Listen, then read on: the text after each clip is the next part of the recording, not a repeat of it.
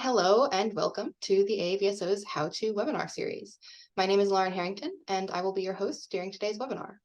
Joining me is our Executive Director, Dr. Brian Kloppenborg. He's here because today's webinar is a special one. It marks the end of our 2023 How To series. But don't worry, we will be returning next year with more exciting topics. Keep an eye out for the schedule announcement. That should be coming out soon. Today, we are going to discuss a topic which is very close to home. But before we begin, I have a few quick announcements to make. First, we are running Zoom in webinar mode today so that you can get access to a few special features. First, and most important, is the Q&A button. You can find that button down at the bottom of your screen, and if you click on it, you'll have the option to type in questions for our instructor. I highly recommend that you do just that. These AAVSO how-to webinars are often highly interactive. That's kind of our selling point. All right, and another button which you can find down there at the bottom of your screen is the CC or Show Captions button. When you click on the CC button, you can enable or disable Zoom's automatic closed captioning. It doesn't always do the best job with technical astronomy terms, but you can consider that another feature, comic relief. Next, I would like to give a quick shout out to our other monthly webinar series, which is sponsored by the National Science Foundation. It is entirely in Spanish, including the title, which translates to The Science of the Sky for Beginners. Each webinar introduces basic science and astronomy concepts and provides opportunities for casual discussions between presenters and participants. It is totally free and aimed at the general public, age 12 and up. The next broadcast is all about exoplanets. That one is coming up on the 16th of this month, and there will be one more broadcast after that in January. Please feel free to spread the word about this series to your Spanish-speaking friends and colleagues. And now, back to the webinar at hand. Our 2023 How-To series has been sponsored in full by Boyce Astro. We would like to take a moment to thank and acknowledge them for their generous support. The Boyce Research Initiative and Education Foundation provides online astronomy education, observatory resources, and research experiences to students, student teams, and schools in order to learn how to perform observations, conduct research, and publish their results in scientific journals, such as the Journal of the AAVSO. Please check out their webpage to learn more about their work. Alrighty. Now, today's instructor earned his PhD in physics from the University of Denver, and most recently spent 6 years working as a research scientist at Georgia Tech Research Institute before becoming the executive director of the AAVSO in September of last year. His research interests include using photometry, spectroscopy, astrometry, and long baseline optical interferometry in order to study eclipsing binaries, novae, and young stellar objects. In addition to academic research, he also enjoys observing using his own telescope set up on his balcony. Although his urban location poses many challenges, from restricted space to light-polluted skies, he has found ways to overcome these challenges and to enjoy observing regardless. And so I feel very fortunate to be able to introduce to you today Dr. Brian Kloppenborg, here to share his advice on observing in the city. Welcome, Brian. Yeah, thank you, Lauren, for that very wonderful introduction. So I'll go ahead and get my slides up here really quick. All right, and can you see them, Lauren? Yep, looks great. Terrific. Okay, so as Lauren mentioned, I'm Dr. Brian Kloppenberg. I'm the I guess relatively new executive director of the AAVSO, and today I'm here to talk to you about observing from the city. So this webinar, I've actually have kind of gone back and forth about how to compose this, and it consists of a variety of tips and tricks that I've heard over the last several years from the AVSO, various presentations, and also my own personal experience for observing from the city of Colorado Springs. And while that may not be exactly a large city in the grand scale of things, compared to like Boston, Denver, New York, or Los Angeles, it still presents a lot of similar challenges to what you see in very large cities. So the outline for today's webinar, I actually swapped up a little bit and added a couple of slides since the last time I talked with Lauren about this. I noticed that we had a lot of registrants that came in from the Sky and Telescope event calendar. So I decided to add a couple of slides up front that just describes a little bit about the AAVSO, who we are, what we do, and how you can learn more about getting involved. In terms of daytime observing, I just like to say we've got Sol. And then in terms of nighttime observing, always spending a lot of time talking about what you can observe, what limits what you can observe, and how to make it easier to do observations either visually or digitally, and then kind of wrap up with a couple of tools that I found particularly useful for variable star astronomy. So first off, about the AVSO, in case you haven't heard of us before, we're the American Association of Variable Star Observers, and our mission is to enable anyone, anywhere to participate in scientific discovery through variable star astronomy. And the way that we achieve this has classically been through partnering professional astronomers and amateur astronomers together and getting them to do research. But we also do strategic partnerships, a variety of different educational activities, and then we also curate a variety of different databases. Uh, if you're kind of wondering, well, who's involved in the AVSO, I'd just like to say that they come from a wide variety of different backgrounds. They range from high school students all the way up to retired career professionals. The thing that makes that really brings everybody in terms of commonality is they're all interested in astronomy and they want to contribute to science. But where our organization starts to diversify is in terms of their range of capabilities. We have about 20% of our members at any given moment that need some kind of education, training, or guidance. About 80% of our members are out there working with professional astronomers, and somewhere between 2% at a minimum, because I've actually counted them, and up to maybe about 10% are actually out there conducting their own scientific research, where they're walking through the whole scientific process from posing a hypothesis, going out there, collecting data, analyzing the data, and publishing the results in scientific journals. To further make our organization a little bit more interesting, we have people that use a very wide variety of observing techniques. We have people that observe with just their eyes, all the way up to people that own meter-class telescopes. We have a variety of different tools, robotic telescopes, photometers, spectrographs, speckle cameras, and software. It's a really interesting organization to work with. And as you can see in the upper right-hand corner at our 2022 annual meeting, we had a pretty good representation from different folks there. And then down at the bottom, we also see folks that are observing either visually or with a telescope in the case of Mario Moda that he built himself, as well as a small solar telescope that Sansu built. Just two more slides on the AVSO. Just to summarize us in terms of numbers, the AVSO has about 1,200 members, 800 observers, and 200 volunteers. We produce a variety of education and public outreach activities, including webinars like the one that you're at today, that reach over 10,000 people annually, as well as offer a variety of continuing education courses that usually reach over 1,000 people per year. We have a variety of observing manuals that I'll be telling you about here in a little bit that have been translated into 13 different programs. And if you're an AVSO member, you can participate in our mentoring program as well. The AVSO is probably best known for its contributions that it makes to science. Right now, our data products or services are used in approximately 325 publications, actually 325 peer-reviewed publications per year. Our databases consist of a variable star database with over 59 million observations that were produced and submitted by people like you. We have a curated variable star metadatabase that I'll be talking about in a few slides. We've been collecting solar sunspot counts for many, many years, and then recently started collecting spectra and exoplanet transits. In addition to our data, we also have a peer-reviewed journal, the Journal of the AVSO, which you can publish in if you're an AVSO member, or even if you're not. In terms of educational materials, I mentioned our observing manuals. Here's a couple of examples of them. We have a manual for observing stars visually, which I'll talk about in a little bit more. There's also a guide to doing observations using CCD, CMOS sensors, and DSLR cameras. There's a really nice guide on observing exoplanets and also a relatively new guide about getting started in spectroscopy. In terms of webinars, Lauren mentioned a little bit ago, this how-to series, which this marks the end of this year's series, but we'll begin another series in January of next year, as well as another series that exists in Spanish. So if you'd like to learn anything more about these things, feel free to go ahead and visit avso.org. And as the executive director, I would be remiss not to mention that right now, we're in the middle of our annual fundraising campaign. We're attempting to raise $110,000 to support programs like this, as well as all the other activities that we do. And so after this webinar, if you're interested in supporting the AVSO through a monetary donation, please visit either our homepage where you can click the Donate Now button at the top, or you can visit avso.org/donate now. Okay, so let's pop over and start talking about daytime observing. So even in the city, probably the easiest thing that you can observe is, of course, the sun. And the sun is a really interesting object to observe. You guys probably heard in the news about there's a big coronal hole right now that's could be causing some pretty interesting aurora here on the Earth.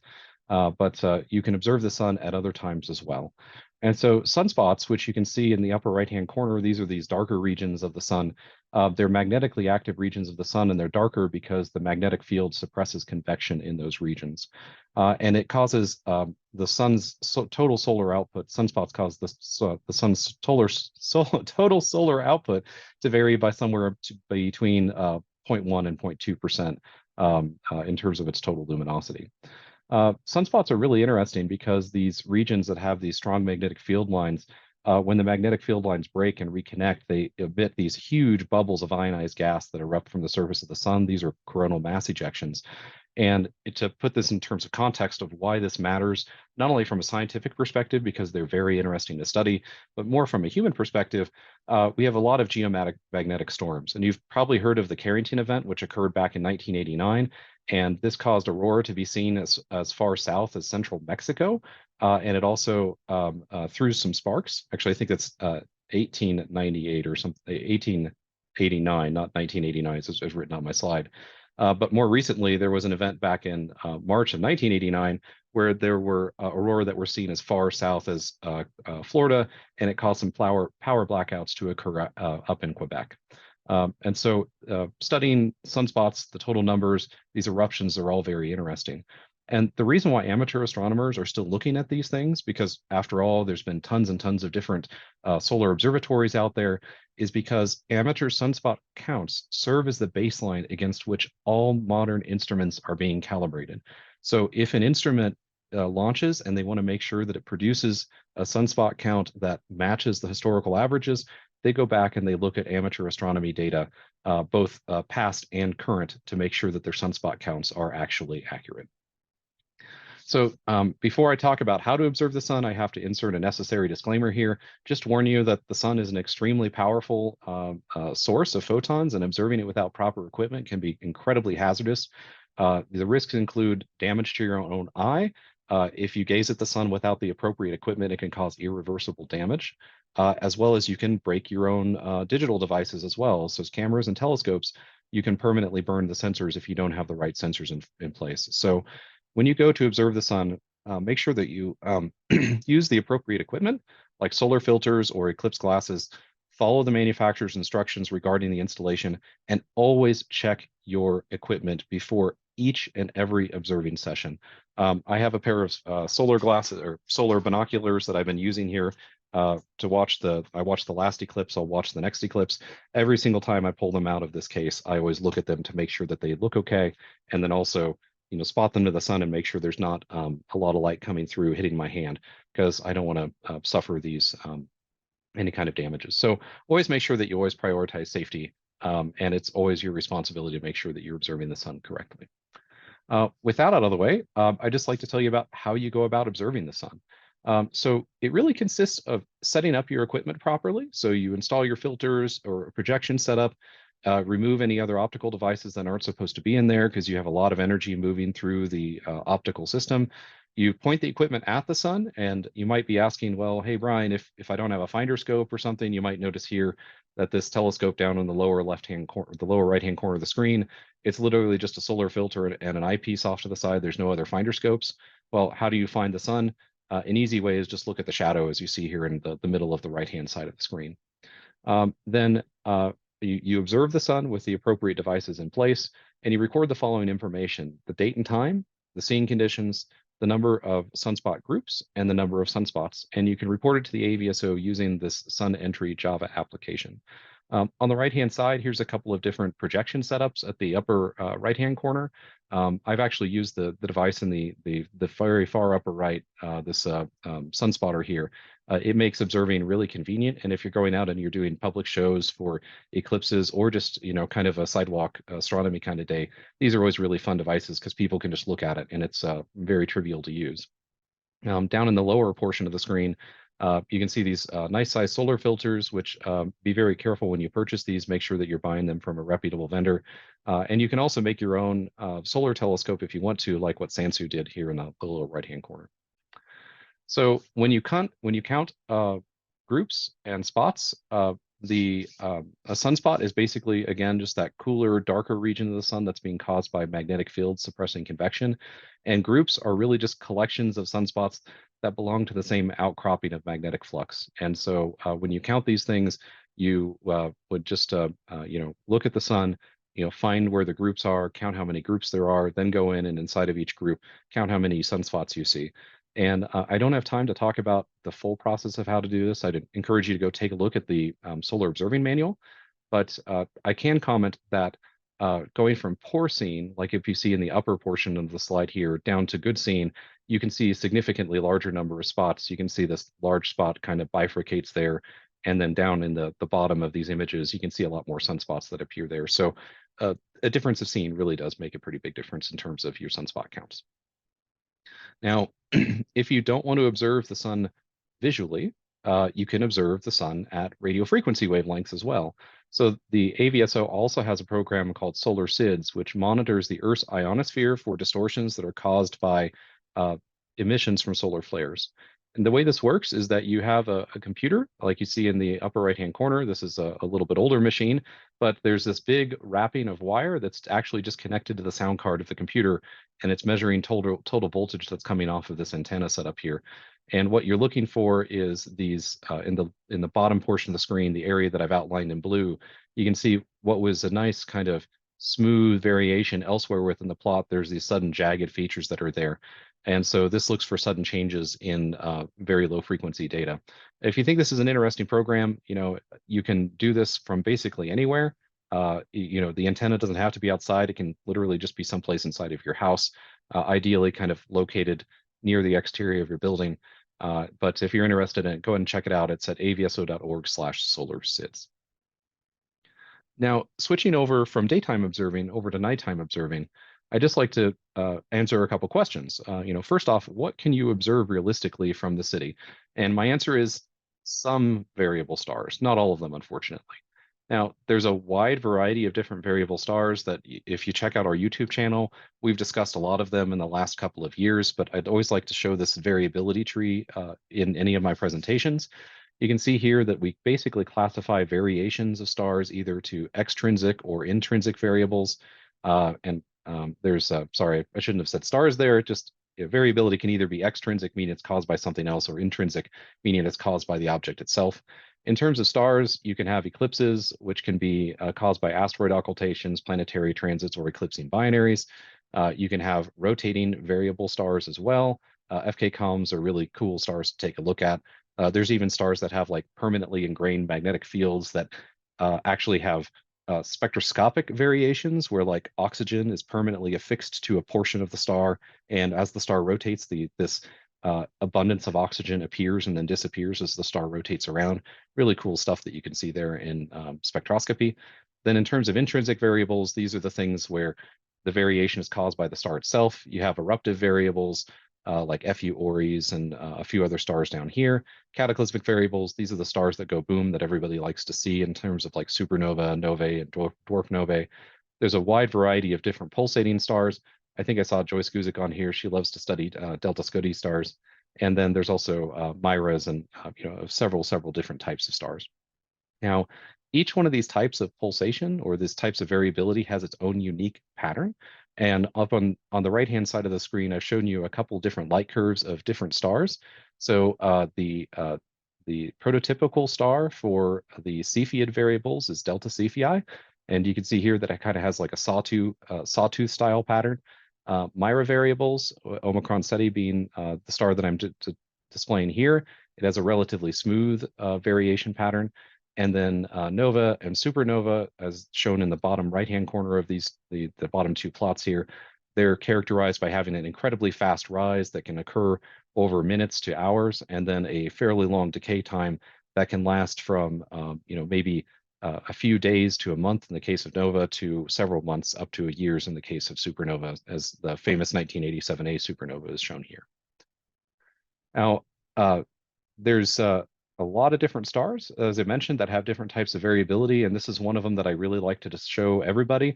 This is SS Cygni, which is a dwarf nova that the AVSO has been monitoring for approximately 132 years. This star has been monitored visually, which are the black data points that you see on the right-hand side of the screen, starting here from 1890, and then the plot ends in 2015.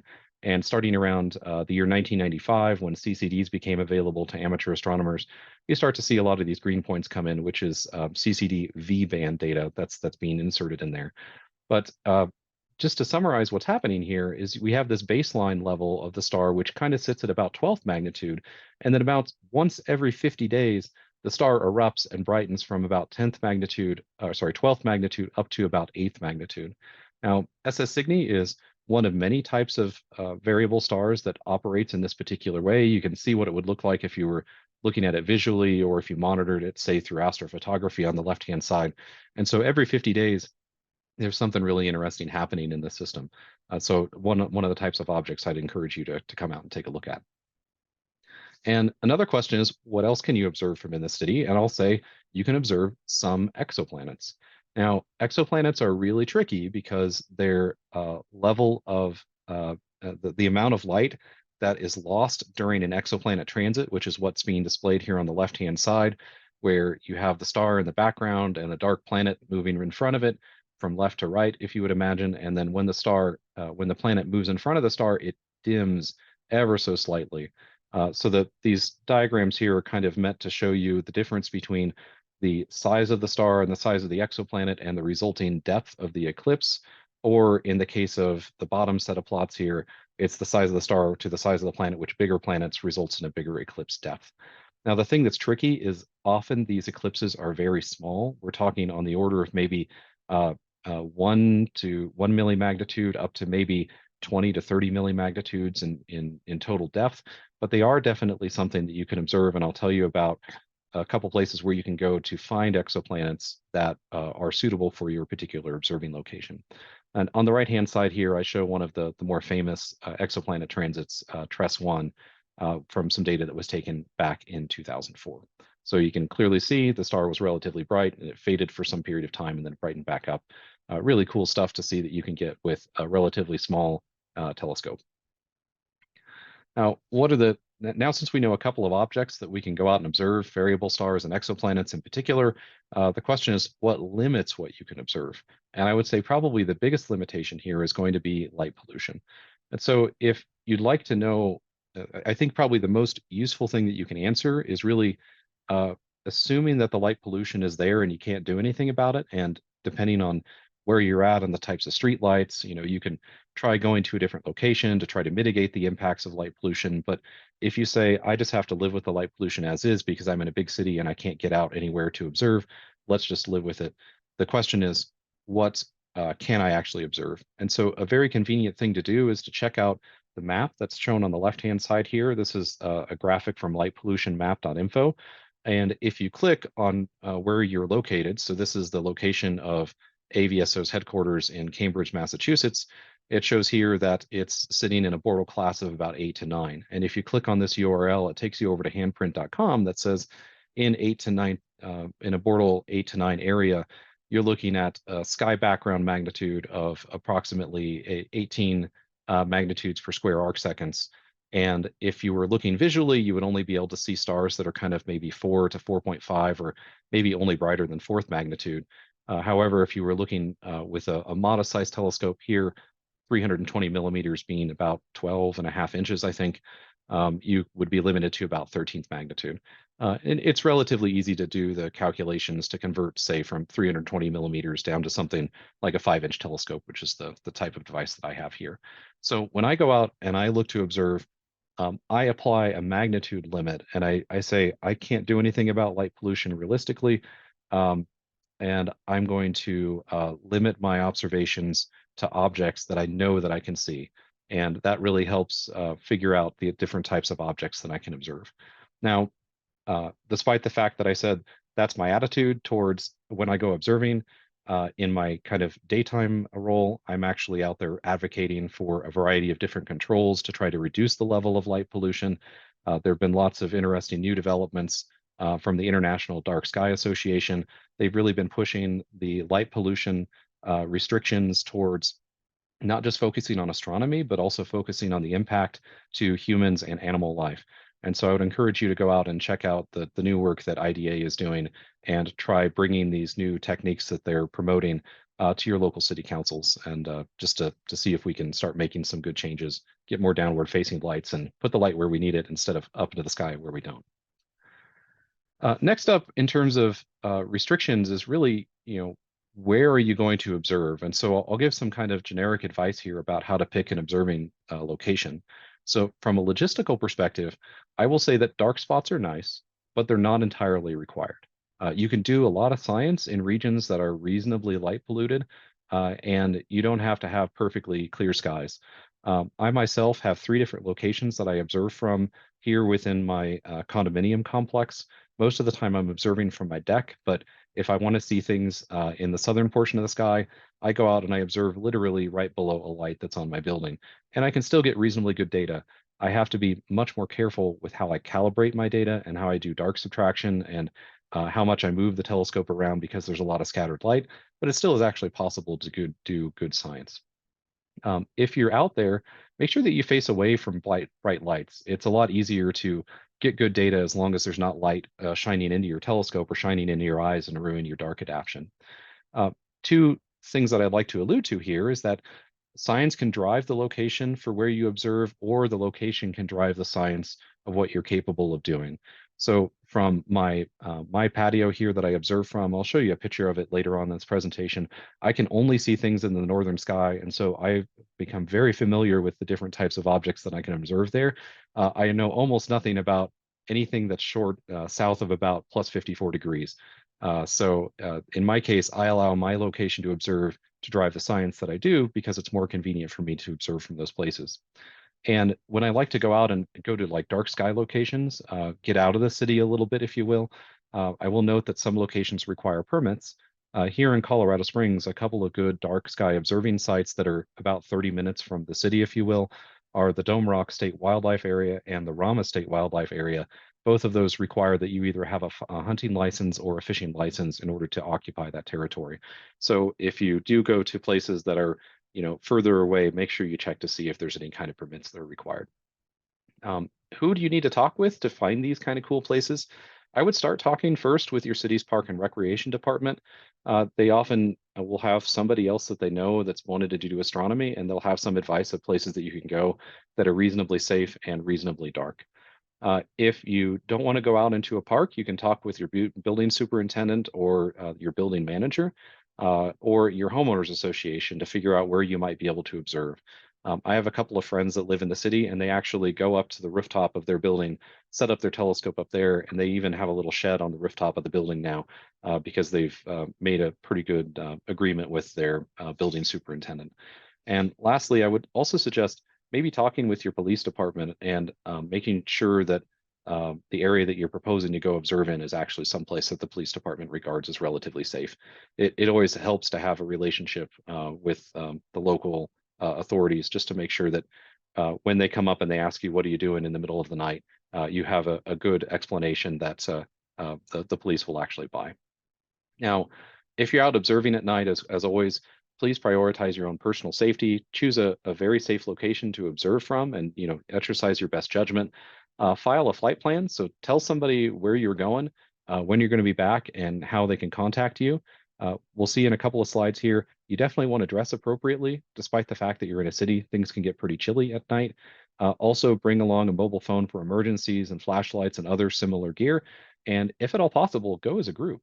Astronomy is always a lot more fun if you can go out and observe with several other people. All right, so let's switch over with now some kind of generic advice out of the way. Let's talk about how you can actually go observe visually. So I've phrased all the rest of my slides somewhat similar to this, where I ask the question, what do you need, and what are some tips to make things easier? And so observing visually really means that you need equipment that's either just your bare eyes, or it can be binoculars, or you can use a small telescope. And you can see here on the right-hand side, there's Mary, Halden, and Chris that are all using, well, I should say Mary and Chris, they're using binocular setup. Mary likes to have hers on just a tripod. Chris here has a really nice setup where he has a balancing rig as well as a nice chair that he can sit in, so it's very comfortable to set up. The common theme here is basically find a way to make your equipment easy to use. Helnum and Roger here are using different types of telescopes to do their observations. And then I'd like just to plug our last how-to webinar that we had. There was a great demonstration of how to build a relatively inexpensive binocular mount out of some galvanized pipe and some custom fittings. So if you didn't see that last month, go ahead and check it out. It's on our YouTube channel. So some things that will make it easier to go out and observe visually. I would really suggest learning basic navigational skills in terms of astronomy. Star hopping is incredibly important for observing these stars. I learned how to do observations initially visually, literally by eye, learned my constellations, learned my asterisms, learned how to navigate, followed by learning how to point a telescope. I think it was probably a month and a half or 2 months after I started my first job at an observatory before they even let me touch an 8-inch Celestron telescope. So learning these fundamental skills makes it a lot easier for you to be able to understand how to navigate through the sky. The next thing is use charts that really match your field of view and magnitude limits. So the AVSO has a tool called the variable star plotter that lets you specify both of those limiting things.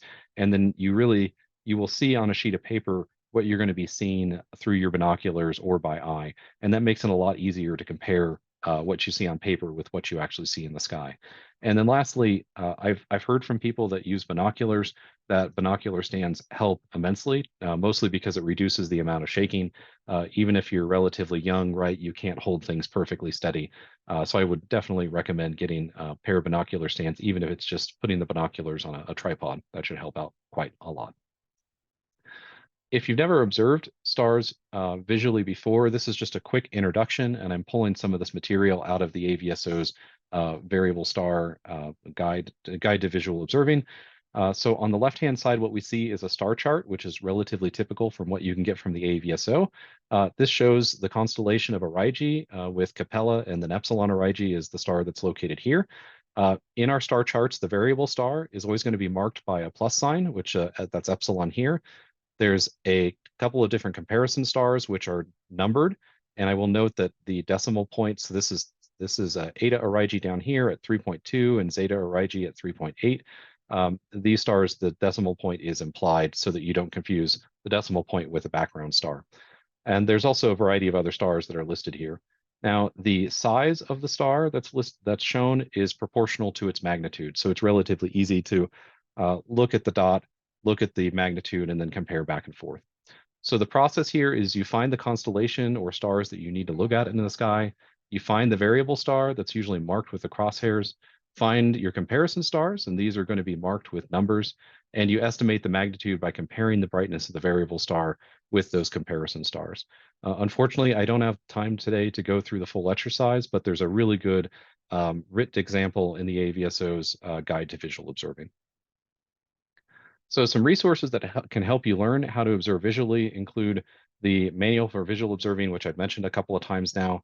The AVSO also has a nice 10-star tutorial. And then if you participate in the Astronomical League's programs, they have their Variable Star Observing program as well as their Binocular Variable Star Observing program. Both are very fun to participate in, and I highly encourage you to do that. Now, if you're wondering what objects you can observe, you can use the AVSO's target tool or the variable star index, and I'll mention both of those a little bit later on in this presentation, as well as the variable star plotter, which is shown here in the bottom right-hand corner of the screen. Now, let's switch over from observing visually over to observing digitally.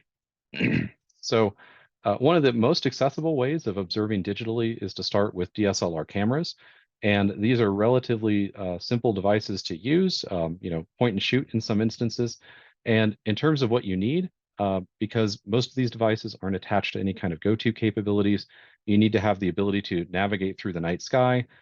You also need some kind of a stable platform. And when I first started doing variable star work digitally, I used a DSLR camera that I literally sat on a rock. And so a stable platform like a rock or a tripod works perfectly fine. And you also need the ability to focus these things manually to infinity. To make things a little bit easier, tripods are useful. A manual release cable is nice, or some form of electronic shutter makes it relatively easy to use these devices. Now, the AVSO has a nice DSLR observing manual that's shown in the upper left-hand corner. And I will note that despite the fact that you're not tracking the stars at a sidereal rate, they will end up streaking in the images, but you get really good photometry from them. And I wrote a paper along with some other AVSO collaborators back in 2012, where we showed that DSLR cameras work really well from fourth magnitude down to about ninth magnitude in terms of transformation. So these are actually really good devices to look at bright stars from the middle of cities. Now, if you have a telescope at home, you will probably recognize that setting up your telescope and tearing it down every single night is a little bit of a pain, but you definitely can use them. And there was a real fun presentation from Tim Stone. That's the thing that I show on the right-hand side. So I'm just going to basically steal from some of the advice that he gave about the pains of setting up an observatory and using it quite often. He in his presentation here, right? He said it took it saved him a little bit of time because he used to observe from a remote location, and it got him to observe much more frequently, but it really became a pain in his back because it still takes a lot of time in order to set up and tear down. So in terms of equipment that you might need, again, a scope, a tripod, and a camera. If you are observing visually, you're probably going to need to have the ability to navigate the night sky, or if you have a mount that has go-to capabilities, that really helps, but either one of those two systems work really well. Now, some tips to make it easier to find things in the city. I would suggest having either an alt-az or an equatorial mount to help find some obscure objects. It's really great if you either have like a setting circle on the mount itself and you understand how to actually use that, or if you have go-to capabilities, you can find the different fields that you're going to be look at really quite easily. If you're observing purely digitally, I would say try to reduce the number of cables that you have to connect, because the more things that you have to set up every single night, the more of a hassle it is going to be in order to get your telescope out and run it. And so try to reduce that barrier to getting out and observing. What I did when I was observing here on my patio with a tripod setup is I kept the legs locked to the same length. And then, I collapsed the tripod, but basically kept the legs to the same length. And then I marked on the pavement where the tripod legs needed to go. And that made it so that I didn't have to re-level the tripod every single night. And it also put the whole mount and the tripod back in the same position every single night. And so it minimized the amount of polar alignment that I had to do in order to, realign the telescope every single night. So marking the tripod legs on the pavement, keeping the tripod legs locked to the same height helps out quite a lot. If you have the ability, I would suggest, and you have a equatorial style mount, getting some kind of a polar alignment scope or camera, or understanding how to use polar alignment software really helps out a lot. And then probably the biggest barrier here is just make sure you store your equipment someplace nearby. Hauling stuff back and forth in and out of the garage or in and out of a closet, as I do. I went from 15 minutes literally to take stuff from my office out to the patio, which is just right outside my window here, down to about 5 minutes by just putting things in a closet that was nearby. And so it really helped out quite a lot. The next thing that you can do is if you decide that you don't want to haul your gear in and out in pieces every single night, is you can get some form of a mobile observatory set up. And a friend of mine here in Colorado Springs named Mark Bryan, this is what he does every single night. He has his C8 on an AVX mount sitting on top of a mobile cart, and he just rolls it in and out of his garage, and then he sets it up basically every single night, and then he's basically ready to observe. So what you need here is really some method to transport your gear in and out. And a couple common names that you can search for are tripod dollies or wheelie bars or telescope dollies or scope buggies, for example. They were one of the first groups that started building these things. Now, much like tripods, I would say mark the leg locations on the pavement so that you know exactly where you need to hit the legs on the ground. So as you can see here in Mark's tripod, there are screw jacks that are on each one of these legs. And make sure you know where these things are supposed to sit so that you can get things realigned relatively perfectly every single night. I would also mark the level location on these screw jacks that are listed here. In the case of Mark's setup, there's some wing nuts that are sitting down on here. I've suggested to him to maybe swap those out with some lock nuts. So then all he has to do is take and screw this down until the lock nut comes in contact with the metal frame, and then he knows that the scope is all leveled and in the appropriate location. To make things a lot easier, I would say try to leave everything that you can connected and ready to go, if at all possible. Even put your small computer on this tripod. And in the case of Mark here, he went out and he bought a little mini PC, which he remote desktops into to actually control, so that all he has to do is literally roll this thing out, plug it into AC power, and do the initial star alignment of the mount, and he's almost ready to go. And in some cases, he's even just been able to restore the mount from its hibernating state, and he's able to observe right away. The next best thing after a mobile observatory is something that's semi-permanent, and this is now where my gear is actually sitting. To make a semi-permanent observatory, I would say that you need a safe or some kind of private location, some kind of a pier, power, and storage that's relatively nearby. And I've gone through a couple different iterations at this design. When I first started out, I just had a Nexstar 5 SE that was sitting on an altitude azimuth mount, and I developed this little device here that looks like a plant holder. At least that's how I sold it to my HOA. And what it did, it was just a little platform that I set the mount on, screwed it in place just like you would the top of the tripod of the mount, and it was already I leveled it and made it available. Everything was ready to go. So all I had to do was just take my mount I left the mount and the telescope and the camera all attached and assembled to each other. I would just bring it out at the beginning of the night, set it down, screw it down, and I was ready to observe basically instantly. Now, the bad thing here is that if you imagine like all the forces that are acting on this, you can see that there's the telescope out here on the end of an arm that's on the end of another arm that's mounted on some rails here. And so the thing shook pretty bad. But after maybe 2 or 3 seconds after a slew, it stopped shaking and it was perfectly fine to use for various types of observations. Since then, I purchased an equatorial style mount. So I went out and I built myself a pier, and the pier is just freestanding because I live in a community that has an HOA. I live in a condo, and I'm not allowed to permanently attach things to the floor. And so this pier has an extra large base plate here that I've set 2 50-pound bags of sand to hold it in place. And it shakes a little bit if I push against it, but it almost never shakes outside of that. So another thing that I've done is on top of on the top here, I built what I called like a quick alignment adapter is what I'm calling it. It consists of a 3D printed bracket that fits into some holes of this brake disc that's at the top, and it has this little triangular piece here. And so when I take my mount and I set it down on the mount, that triangular piece fits against a piece that I've printed and put inside of the mount, and it drops it right into an almost perfectly polar aligned state from the beginning. I've reliably been able to get about 10 arc seconds just by grabbing grabbing my mount out of the closet and setting it down on there. And so this has been a real time saver in terms of being able to set things up rapidly. So I don't think anybody makes anything like this commercially yet. And it took a little bit of ingenuity to try to figure out how to make it work, and it's not quite perfect yet. But if you can think of designing something that would fit your particular mount, especially if you have to take it out and set it up every single day like I do, that would come quite in handy. Then you also see down here, I've placed all of my equipment in a closet that's literally 3 or 4 feet away from where I observe. So I can just grab the mount, grab the quick line adapter, grab the mount, set them down, grab the camera, put it on there, and I'm set up in about 5 minutes. Once it's all done and set up, it's actually, a reasonable setup here.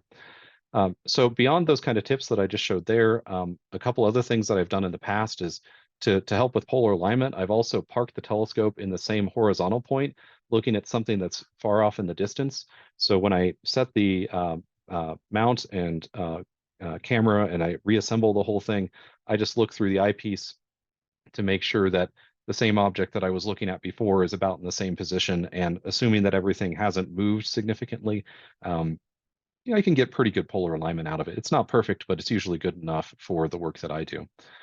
You can also use various polar alignments, scopes or software. They make it a lot easier to set things up and make it work. I will also say that smart telescopes are making observing in the city a lot easier. So a lot of these devices, you just set them up, turn them on, and they're basically ready to go. So really all you need is the product itself and is some kind of way to get the data off the device if you want to do variable star astronomy. I have noted that there are a couple of issues where not a lot of the vendors are really supporting the variable star use case, but the AVSO is working with a couple of different vendors to improve their products. So if you have the ability within your applications, the controlling applications for the smart telescopes, I would suggest if you can point to objects by right ascension and declination, that makes it a lot easier to do variable star astronomy because then you can just go directly to the object that you want to observe. Or if you can't do that, then slew to a nearby bright star or some object that's in a catalog, and then use your star hopping techniques to go over to the next object just by manually adjusting the location of your telescope. In the data that you get out of these things, almost all of them are RGB CMOS sensors, and you reduce the data using the same techniques as what you find within the DSLR photometry guide. So smart telescopes are making it a lot easier for people to observe because you just set them up, they do their polar alignment, and they're basically ready to go relatively quickly. And then lastly, if you're lucky enough, I would say, build some kind of a permanent observatory if you can. And so I'm just pulling from a couple of different presentations. I don't think I need to go into this in too much detail because we've had a lot of folks discussing their own personal observatories that they built. Um, in the left-hand side, Tim Stone in our last DII webinar, he talked about his Stonecrest Observatory that he put together from a series of pallets, and he literally just uses it to cover his telescope and keep it protected from the weather. And it's sitting out on his driveway out behind his house. And so go ahead and take a look at what he's done there and his motivation. It makes it a lot easier to do observing if you don't have to set up things and tear them down every single night. If you're wanting to have something that looks a little bit more elaborate or is potentially more functional, Gary Walker gave a very nice presentation back in 2021 where he discussed the Bright Star monitor that's also sitting right next to his plane wave telescope that he has. And he goes into some detail about how he built this enclosure that's sitting there that's on his deck. And so that might be something that's a little bit more amenable or fashionable, something that an HOA, for example, might allow you to build so you can put something up on your deck in the city, for example. So the last couple slides that I have here are really focusing on different types of tools that we can use. And so the first item here is the AVSO's Variable Star Index, which you heard me mention a little while ago. This is a tool that helps you find stars that you can observe from with different restrictions in place, different limitations in place. So on the right-hand side, I've shown a couple of different screens of VSX. I will say that in order to get this larger screen that's shown on the far right, when you first visit vsx.avso.org, there's a little more button in the lower left-hand corner. Click that button twice and you'll get this fully expanded view that allows you to put additional restrictions on your queries. So what you can do is you can specify the name of the object or the ID or the position up in these top couple of boxes. Useful if you want to go and look at a particular star. When it comes to observing from the city, I would suggest setting the magnitude at minimum. Set like a kind of like a one magnitude range in here, and set that at something that's maybe 1 or 2 magnitudes greater than what your Bortle limit is, based upon those charts that I was showing earlier. And if you're interested in a particular type of star, you can type in this variability type box here so you can restrict it down, say, only to delta Scutis or eclipsing binaries of the algal type. So it's a very useful tool that allows you to quickly eliminate a lot of stars that are just too faint for you to be able to observe in the city, especially by setting this minimum and maximum magnitude level here.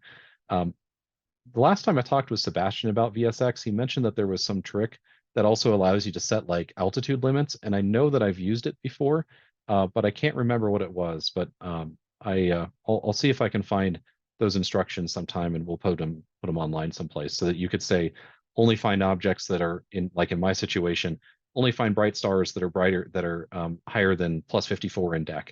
That way, it really narrows down the type of objects that you're looking at. The next thing that's pretty useful is the AVSO's target tool. This is just a list of all of the campaign stars that AVSO is looking at. A couple of hints that I would recommend for you in order to search for different objects. Again, often in the city, you're limited by magnitude. And so I would suggest sorting this list by minimum magnitude to find the brighter objects. You can apply multiple sorting criteria by shifting and clicking on these different columns here. And so you can also add variability type or potentially the last observed column to find things that are more more akin to what you would be able to observe from your home. I will note that if you type in, say, like a value into the minimum or maximum magnitude boxes here, it does not work as you might expect, and that's a known issue. And we're hoping to resolve that relatively soon. Now, outside of stars, I mentioned again a while ago that you can observe some exoplanets, and probably the most useful tool that I've seen that allows you to do similar filtering like what I've described for variable stars, where you can apply certain magnitude limits, is the Swarthmore College Exoplanet Transit Tool. Its URL is down here at the bottom. It's just astro.swarthmore.edu/transits and transits.cgi.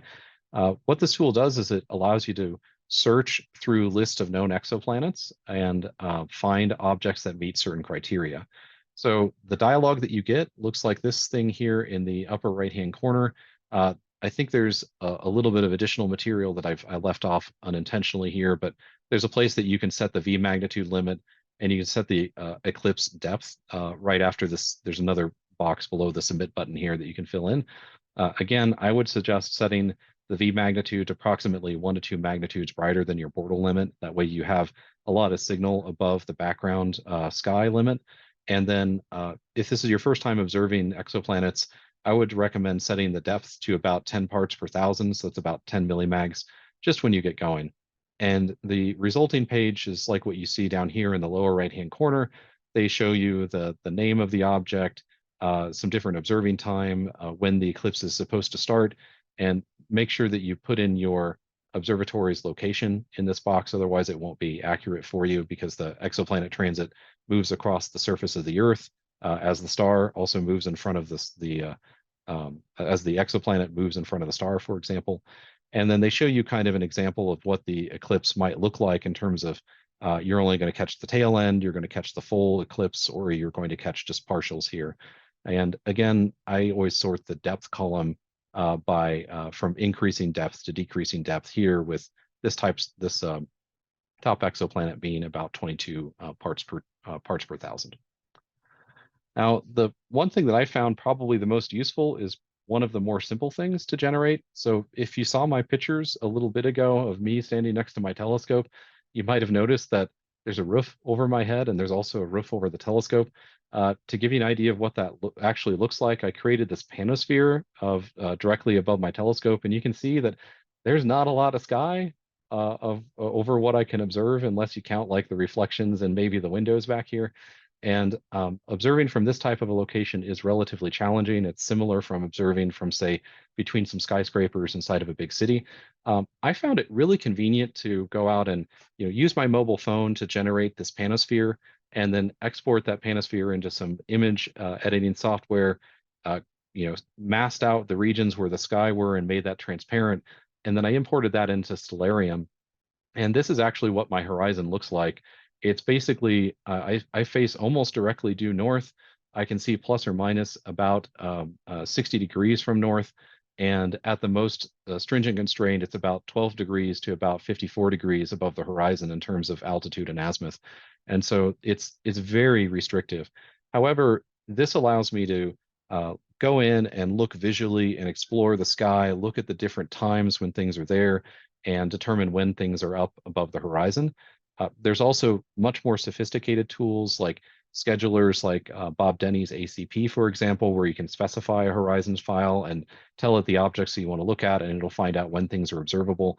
And that's also an incredibly useful tool as well. But this is a really simple way of, if you just want to go look, maybe in the course of about an hour, you can generate a horizon map and import it into a tool like Stellarium and be able to use it. So that's actually my last slide that I have. So I'd be interested to hear what you all have in terms of questions about observing from the city. Wow, thank you so much, Brian. That was a really excellent presentation.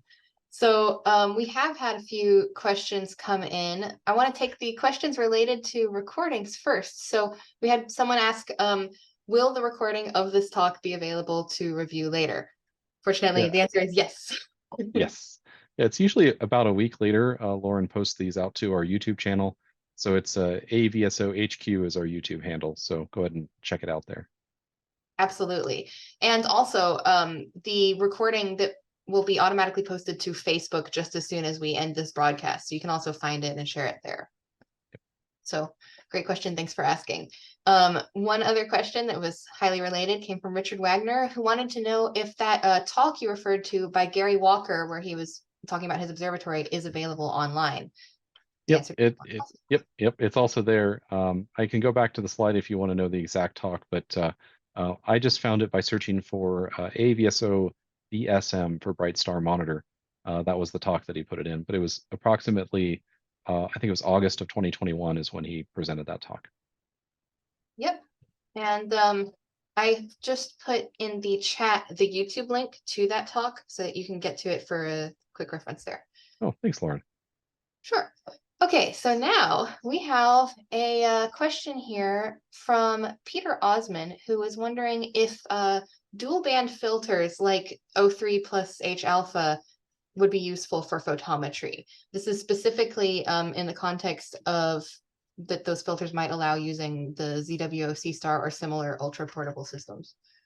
Yeah, so the answer is yes and no at the same time. So we have a current observing program on AB Aurigae, for example, that is actually asking for photometry not only of I think it's the R band or I band. I forget where H alpha sits in terms of the different filters, right? I think it's R band, but she's asking for total flux in H alpha as well as spectra within H alpha. And in that case, that particular observing program can benefit from that type of data. Other observing programs, it gets a little bit hard to say transform from like an H alpha magnitude. Let's assume that you're not actually looking at the align, but just looking at some emission generally in that area. It gets a little difficult to transform from say H alpha over to R band. And so I would say that in general, these narrowband filters, they're useful if the scientific case justifies their particular use. Otherwise, more broadband photometry would probably be needed. Maybe as an extension to that question, if there's something asking about like light pollution filters, you know, it used to be relatively easy to get a light pollution filter that would say block out sodium from the nearby streetlights, but now that most municipalities have gone over to LED streetlights, which are significantly more energy efficient, so good for the planet, they're much more broadband than what the sodium lights used to be, and so they're actually a little bit worse for astronomy. And my general suggestion would be you can, with photometry, when you do aperture photometry, you measure not only the flux from the star, but also the flux from the nearby sky, and you subtract it out mathematically. And so if there is some light pollution that exists there, it's okay because it gets removed mathematically as part of the reduction process. And so using a light pollution filter would really be, you know, there's not really a significant impact compared to that versus doing aperture photometry with a broadband filter in place. Okay, thank you. Relatedly, we had a question that came in from Eric Jensen asking, what filters do you prefer to use? We prefer generically the Johnson-Cousins filters or the Sloan filters. Either one of those are perfectly fine for scientific purposes. If you have a color RGB camera, the green channel is very similar to V. And so the AVSO does accept tricolor red, green, blue. And there's also instructions for how to transform between the green channel over to the V channel, over to Johnson-Cousins V in the DSLR photometry tutorial book and the corresponding data reduction spreadsheet. And so you can submit tricolor RGB, a green channel transformed over to Johnson-Cousins V, or if you have them, the standard Johnson-Cousins filter sets are the ones that are probably the most common, or the Sloan filter sets, which are becoming much more common among professional observatories. Okay. All right, thank you. And then related to DSLR observing, we had a question come in from Chico Jablonski, who's curious if you have any experience with observing using a statically mounted DSLR camera, never moved around, that at every sidereal minute takes an image so that you can do difference images from night to night and see if anything's changing. Do you have any experience with that or any recommendations related to that? Yeah, I haven't done that exact project before. If I were to approach it, I probably would just be extracting the photometry from those images and submitting that to the AVSO through kind of the normal processes. I would imagine that you may run into some issue with the difference in the length of a sidereal day versus a calendar day. So, the stars rise about 4 minutes earlier every single night. And so you'll have to make sure when you do your difference comparison, if you want to have the exact same image, you need to make sure that your exposures are tied to sidereal days rather than calendar days. That could be probably one of the tricky points that you might run into. Differencing imaging night to night, I think you can pick up that same kind of information either through really doing the mathematical differences for the images, but keep in mind that you're going to be looking at streaks in the images instead of like pinpoints of light because you have a statically mounted camera. And it would be somewhat difficult to ensure that the streaks start at the same location every single time because you'd have to time the beginning of the exposure relatively precisely, probably to like within a second or even lower than a second. So you might end up getting a lot of false positives simply because the streaks don't match with the same pixels on the camera. You might be able to use like astrometry.net or some other kind of software to plate solve the image and then align the images, reinterpolate, and then difference the images, and that might reduce the false positive rate. Okay. All right, thank you. So next question, I think that this one should jump forward in the queue a little bit. This one comes from Chris Mahar, who's curious if we have a do not promote list for donors for the annual campaign. I'm not sure what you would mean. There should be a do not contact. So if you've opted out in our website, if you click the opt out button, you shouldn't be getting any emails from us. Please let me know if that's not the case, and we'll look into it and sort it out. Please send an email to avso@avso.org, and we'll investigate that further. Thank you. All right, so let's see. We got a couple questions here that were related to the panosphere that you were talking about. In particular, someone had asked if you have a link to instructions on how to create a panosphere and import it into Stellarium. Any further reading you can share on that? I don't have any instructions, although I started writing them at one point. So in terms of creating the panosphere, I actually just used my cell phones. It has it's an Android-based device. It has a panosphere capability, and it generated a level horizon map image, and then I think I imported that into Huygen, which is a Linux-based image stitching program, and changed the projection scheme from this horizon map over to a spherical vertical map, and then exported that into some graphics editing software, cut out the sky regions, made them transparent, and then added them into Stellarium. That's something that I probably should finish the instructions for. And so if you drop me an email at avso@avso.org, I can let people know when those instructions are available. Great. Okay, thank you. And just to clarify, we had one related question for the Panosphere. Was that a special phone app that you used that's available on Android, or was it just built in? It's just built in. So at least on I have a Google Pixel 5a, I think. So it's not like the state-of-the-art flagship phones. It's probably 2 or so years old by now. That device has an option where you can select in the app menu different types of images, including like a horizon scan or these types of panospheres. The nice thing is that it shows, like, it has you move your camera to a new position, and it marks where those positions need to be. So the real trick here is when you're taking your camera and you're rotating it around, you have to recognize where the imaging sensor is and try to hold that in the same location as you rotate, as opposed to like rotating the whole phone, because then you'll get some really weird projection effects. So try to recognize where the imaging sensor is. And, like when I do this, I hold my fingers against the corner of the camera and twist it like this around, trying to keep my hand in the same location. There's also some other, if you don't want to go down the phone route, or you have like GoPro or similar other devices, some of them have the ability to make three-dimensional projections. There's a lot of rock climbers, for example, that use this device that has two cameras on the either side of a vertical, circuit board, and it takes pictures out of both sides and it generates a panoramic image from there.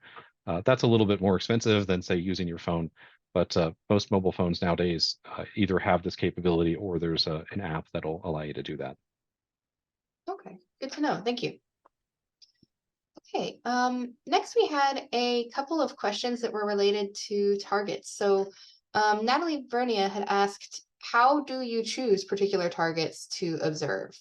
And also, are there any softwares, is there any software available which would take into account altitude of the star and magnitude limit and local light pollution and all of that to help you choose targets? Yeah.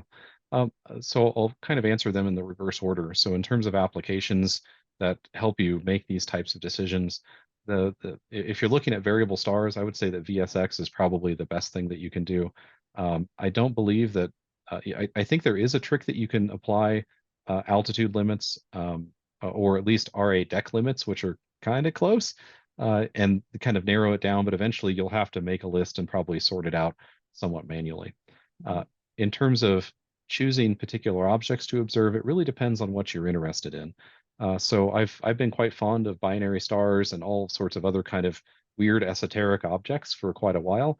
And these are objects that I just like looking at and like seeing what's going on in the light curve.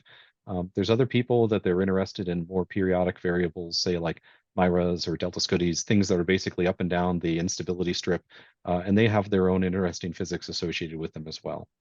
So if you know about a particular type of star that you're interested in observing, VSX will allow you to put in the variability type and then apply additional constraints, say like the minimum magnitude, you set that maybe 1 to 2 magnitudes higher than what the Bortle limit would say, and you'll get a much smaller list of objects that you could potentially observe.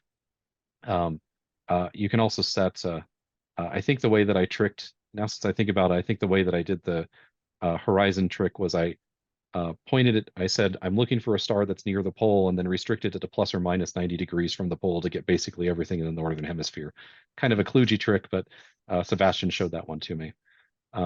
So then the other question is, if you don't know what kind of objects you want to observe, but you still want to contribute to science, I would say go look at the AVSO's, either the campaigns that the AVSO is running, you can see those through our target tool, or take a look in the AVSO's individual sections. Each one of them are running different programs, and I think those are all listed on the target tool as well. But they may have they all have different star lists that are there, and try one of them out, see if you like it. If you want to see something that changes really quickly, Delta Scutis are great. They're like 2 hour long, 1 magnitude amplitude stars. If you want to see things that take a really long time to go, try looking at Miras, for example, which have 300 and some odd day periods. If you want to see things that erupt, there's a lot of really cool eruptive variables that are also listed in the AVSO's databases. So check out the target tool, or use VSX, I would say, is probably the best way to find things to observe. Great advice. Thank you. Okay, and we had another question here from someone who's curious about what software do you use to determine variable star magnitudes? So I personally, having come from the professional astronomy world, I have my own pipeline that I've duct taped together over the years. And so it's probably not something that's appropriate to distribute to other people because it can fail in a lot of different weird ways for certain objects. Outside of that, there's a lot of different data reduction tools. So if you are an AAVSO member, you can upload your raw images to our VPhoto software, and it's a cloud-based photometric reduction software that includes a lot of niceties in terms of doing variable star reduction. So you can set templates for particular fields. It'll find the stars automatically, know what your calibrators are, extract them, and produce calibrated magnitudes that come out the other side. Then there's a variety of commercial software that either are still commercial or have gone open source.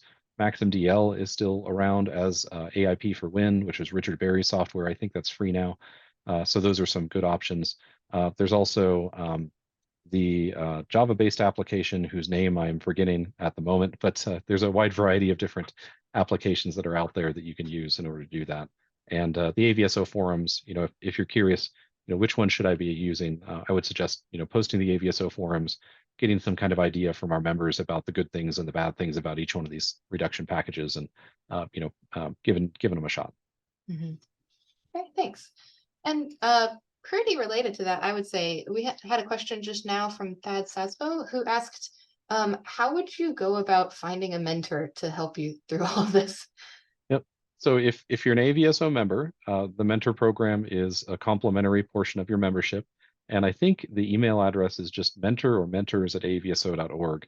I don't remember which one it is, but Sebastian Otero is the one that oversees the mentor program.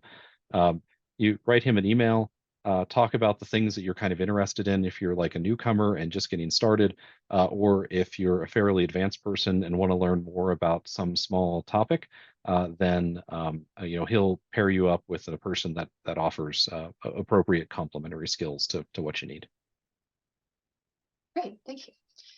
So our next question here comes from Timothy Weaver, who said, Mhm. I have tried to observe exoplanets, but I keep failing because the noise in the measurements is larger than the dip in the brightness from the transit. What would help with that? Binning my CCD, doing longer exposures? Are there filters that could help improve my signal to noise ratio? What should I do? Yeah. So it might be that you're trying to observe exoplanets that are just a little bit too faint for your current conditions, right? So I would say try starting with like the exoplanet tool from Swarthmore College that I mentioned a little bit ago, and start with some of the ones that have the larger dips. So I said perhaps start with about 10 parts per thousand, which is about 10 millimagnitudes. Maybe bump that up to about 20 parts per thousand, about 20 millimagnitudes, and see if you can detect those things. It's quite possible that if you're there's a whole different cacophony of things that go into the noise that are part of your camera.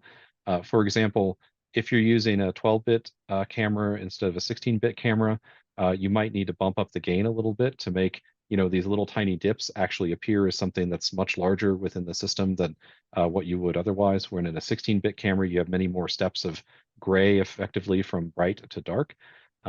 In terms of different filters, there there may be some filters that would work a little bit better, but most of the time eclipses are gray, at least with exoplanets. They're you from amateur gear, you can't really see the atmospheres very much.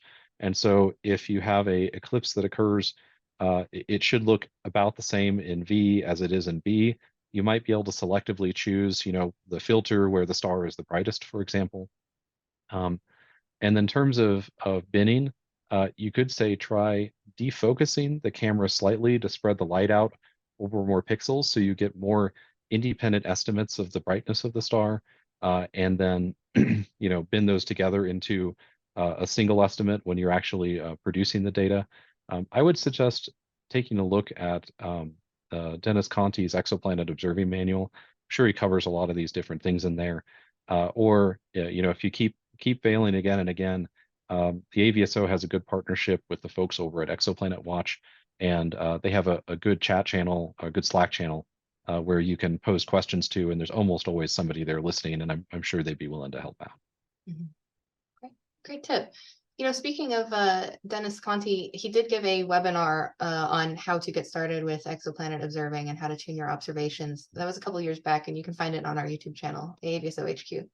Yeah, he also recently gave a talk to the AAA, the Amateur Astronomical Association out of New York, and I believe they were going to post that online. I don't know if it's on their YouTube channel or not yet, but his talk was that talk was maybe about 1 month ago, and it was about 2 hours long. So he really dove in deep with a lot of these topics, and so that Mhm. should be a good one to go check out and find it on YouTube. Thanks. Okay, let's see. So next we had a couple of things come in here about solar observing. We have one comment and one question.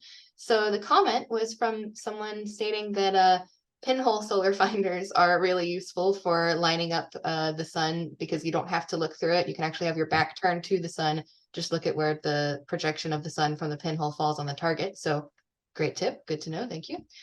And the question about solar observing was from Gregory Shanos, who asked, the Solar Ham website gives sunspot numbers daily. First, how are these numbers that they deliver determined? Are they coming from professional astronomers or automatic reduction of digital images or what?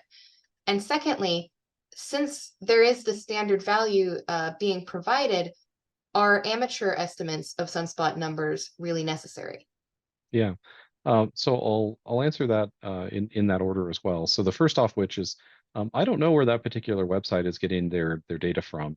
I'm not a ham radio operator, and I'm also not a solar observer myself, aside from checking out the eclipses when they come around and other kind of cool events. And so I might defer that question over to Chris Larson. So if you'd like to ask it again, send an email to avso@avso.org, and I'll route it over to Chris Larson, who's the section chair for the AVSO solar section. Then the other question here is, are amateur sunspot numbers still relevant? And the answer is absolutely yes, right? The AVSO has been collecting these sunspot numbers through basically every single space mission that has launched. And when these space missions go back and they try to calibrate their algorithms to make sure that they're producing sunspot numbers that are consistent with ground-based observations, they come and they compare them against the AVSO's databases or other databases that contain amateur sunspot counts and group counts as well. So definitely still quite relevant. And if you'd like to know a little bit more about that, I didn't look this up, but I'm sure that Chris Larson has given a talk recently about solar observing, and there should be one on the AVSO's YouTube channel. And I know she has told me many, many times about the importance of amateur sunspot numbers. And so she probably has a much more nuanced answer than what I did. So please go check those out. Right, thank you. So next up, we have a question from Ray Tomlin, who asked, how important is it to record your observation time to the nearest second? So the answer there is it depends. So if you are looking at, say, like a Myra, which has a period of 300 and some odd days, plus or minus 1 second doesn't really matter. The period of the star is so long that a small error is basically insignificant in terms of the overall period. However, if you're looking at something like an exoplanet transit, excuse me, an exoplanet, or say like a flare star, having two observers with data that are differed by maybe about a second can actually matter when it comes to the onset of those particular events. So it's one of these questions of what is the scientific use case that you're attempting to satisfy, and if it's something that's relatively quick that occurs, it needs to be measured with a higher precision of time. A great example of that can be found at the last Society for Astronomical Sciences meeting. There was a great report by several AVSO members and SAS members about the work that they were doing on flare stars, where one observer was observing photometrically and another observer was observing spectroscopically, and they were able to line up their measurements, to a fairly high degree of precision, and show that the flares that they were seeing photometrically, how it was originating spectroscopically. And they wouldn't have been able to do that, say, if the measurements were off by like even 30 seconds to a minute. Cool. Okay, thank you. Mhm. Speaking of spectra, we had a question that came in from Timothy Higginbotham, who is curious if there's a place where he can go to find AVSO spectra in order to do some investigations into stellar composition. Yeah. So actually, maybe Lauren, I'll have you answer that question since you're the lead here. Cool. Okay. So yes, we have a spectral database. It's called AVSpec. It's just app.avspec. No, wait. I shouldn't say that URL from memory. I always use my bookmarks. But we have a database called AVSpec where there's about 12,000 spectra at this point that have been contributed by AVSO observers. They go through a manual review process. I'm the one who does the review. That's why I get to answer this question. And yeah, they're quality checked, and it's a good resource for you to go download spectra. They're in standard 1D FITS format. They can be loaded by any amateur spectroscopy software. You can do visualizations, you can do measurements. I'll go ahead and drop the link in the chat so that you guys can check it out. And actually, before I do that, I should probably read out a question for Brian to answer. So let's see. Next up is, okay, so when you go to submit an observation using WebOps, you have the option to add comment codes, right? And one of the comment codes is sky is bright. what are your thoughts on the necessity of using or not using the sky is bright comment code on your observations when you're observing visually from within the city and you have lots of light pollution? Yeah, that's a really good question. My general perspective is the more information that you can provide as part of your data submissions, probably the better. And I believe that would be echoed by the findings of our recent data quality task force, where they found that um, often if there was some kind of a problem in a measurement, they were able to figure out the reason for it by either looking in the comments or say looking at some additional data like comparison star identifier or compare or check star magnitude, for example, that were included by the observers. So if you have the opportunity to say that the sky is bright, certainly put it down. It'll help researchers be able to better understand if there's some kind of an issue with your particular measurement. Mhm. Thank you. Our next question here comes from Tetsuji Tanaka, who asks about if you have any recommendations for an infrared cut filter that they can use on their sensor because it has a green channel. Actually, all channels have a red leak. Yeah. Yeah, that's a really common problem with CMOS sensors, or it could be an opportunity with CMOS sensors if you're like me and you like doing work in the near infrared, for example. I don't have a specific recommendation for a particular product that can be used in this situation. I would say that um, if you are uh, going to use a cut filter, I think the ideal transition is right around 700 nanometers for the infrared side. For the UV side, the DSLR camera CMOS sensors don't tend to have that bad of a UV leak, but something that's maybe out around 300 to 400 nanometers or someplace in there, that could be reasonable. So if you're just using, let's say if you're just wanting to use like the green channel to transform over to Johnson Cousins V, then almost any UV IR cut filter that you can buy will probably be adequate because they tend to be a little bit broader than just the green channel. However, if you intend on using, say, like the blue channel or the red channel, where it's kind of similar to Johnson Cousins B, but not quite, and the red channel is kind of similar to Johnson Cousins R, but not really.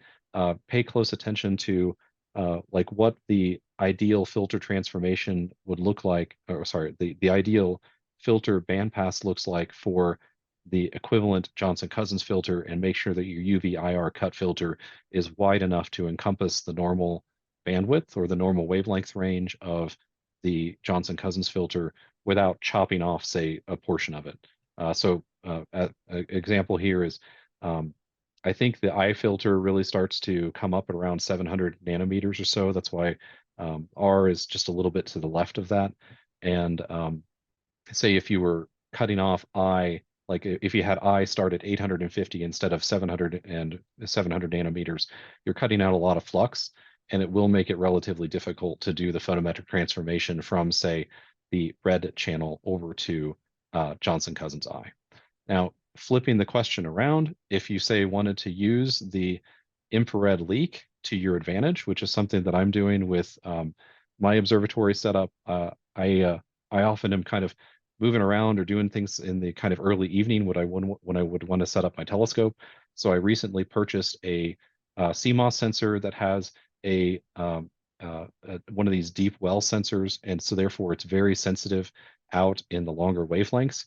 I actually have a long pass filter that I put in there that starts at 700 nanometers and passes everything past 700 nanometers, so I can basically look in the near infrared. So I can set up my telescope in the daytime without all of this pesky blue light stuff getting in the way. So you can use near IR filters, UV near IR cut filters, or long pass filters to your advantage, depending on your particular use case.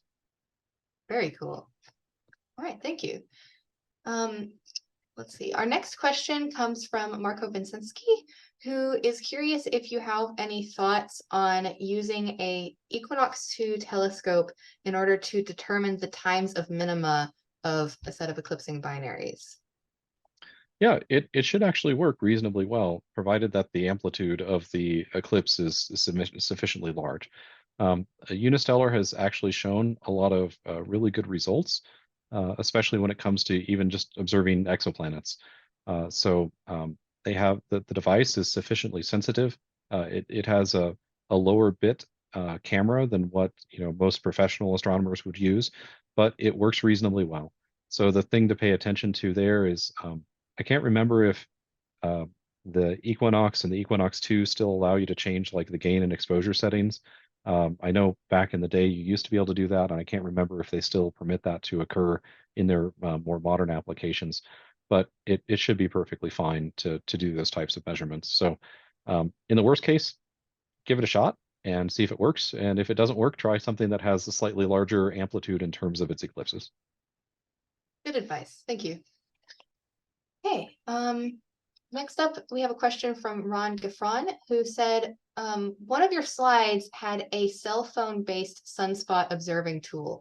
Would you happen to know where that is available? I don't remember having that in my slides. Let me go back here and take a look really quick. Um, I think what I might have mentioned was a Java-based application called SunEntry. That might be what he's thinking about. So SunEntry is an application that the AVSO produces to enter in data for specifically entering into the AVSO solar database. It's a Java Web Start application as opposed to like an application that would run on a phone. And so unfortunately, that's our predominant way of getting data into that database. We've talked about maybe replacing it with an application that would run on our website, so it'd be a little bit more mobile friendly. But it's presently not in our list of things that we're going to do for in the calendar year of 2024. Mhm. Okay, thank you. All right. Looks like we are just about done with our questions here, which is right on time. We did have a couple of comments come in that were definitely worthy of being read out. So Mhm. one came from William Castro, who said regarding mentoring, there was a question about that earlier. There's a decent chance that there may be an AVSO member in one of your local astronomy clubs who could help you out. So it's definitely worth checking those sorts of venues. So thank you for Mhm. sharing that, William. And then we also had a comment come in from an anonymous attendee who said that the trick to getting your HOA to approve you putting up a permanent telescope observatory is to apply for it, calling it a storage shed for your telescope. Technically true, your telescope will be stored there. You don't have to tell them that the roof rolls off. So thanks for that tip. That's good. That's good advice there. Yeah. Well, I might mention with my HOA with putting the pier out here, we're prohibited from storing things on our patio outside of like patio furniture and grills. And so when I pitched this to my HOA, I made a 3D rendering of what it would look like. I described this thing as uh, looking like uh, a Roman column plant stand is how I described it. And then I showed them what it looked like, right? So that they would understand the impact to the environment, the nearby environment. And then I just said that I'll abide by the rules that require that I, don't leave, stuff like my telescope up on the patio for more than 24 hours. And there were a few questions kind of back and forth to get a little bit more clarification about what I wanted to do. And it helped that I mentioned that I was the head of a nonprofit that focuses on variable star astronomy, but being relatively transparent with them up front about what you want to do and showing them what it's going to look like really quite helps out. So even if you take like a picture of the environment and then you superimpose like a shed, like take a picture from Home Depot or Lowe's and you put that shed there and help them understand what the impact to the surrounding environment is going to be. So a pretty good suggestion. And then most of the time HOAs they can be reasonable, especially if you go to their meetings a couple of times, get to know the people, Mhm. and then ask them after the fact. That's great advice. Thank you. Okay, that brings us to the end of our Q&A. So I'm going to go ahead and put up our closing slide here. All right. And I would like to extend a heartfelt thank you to Dr. Brian Kloppenborg for sharing his time and his knowledge with us today. This has been really excellent. Thank you, Brian. I would also like to thank again our series sponsor, Boise Astro. The Boise Research Initiative and Education Foundation provides online astronomy education, observatory resources, and research experiences to students, student teams, and schools in order to learn how to perform observations, conduct research, and publish their results in scientific journals, such as the Journal of the AAVSO. Please check out their webpage to learn more about their work. I would also like to express a special thank you to you. That is, those of you who are out there sitting in the audience. Whether this was your very first AAVSO webinar or whether you've been with us since the beginning, you are the reason that we put on these webinars. And it is your participation in all of our programs, which allows us to keep growing, keep educating, and keep making an impact on variable star science. So thank you. We're so grateful for your support. And Lauren, I might say thank you for putting on another, for those of you that don't know, Lauren puts together the entire webinar series. And she's also, of course, the face of the AVSO for these webinars. She does an absolutely wonderful job. And I would just like to say, Lauren, thank you very much for putting together a great webinar series for 2023. And on behalf of me and everybody else at the AVSO, we're really looking forward to 2024. Oh, thanks so much, Brian. I'm looking forward to it as well. Now, fortunately, today's broadcast has been recorded, so you can go back and review it and share it with all of your Light Pollution Challenge friends. The recording will be automatically uploaded to our Facebook page in just a minute or two, and you can also expect to see it very soon on our YouTube channel, where it will join our enormous library of educational videos. We've been doing these webinars for years, and there's been a lot of great content put up there. You can find our library on YouTube by searching for the username AAVSOHQ. One last thing is that when you log out of this webinar, you should be automatically shown a survey. I would really appreciate it if you could fill it out and let us know what you thought of today's broadcast.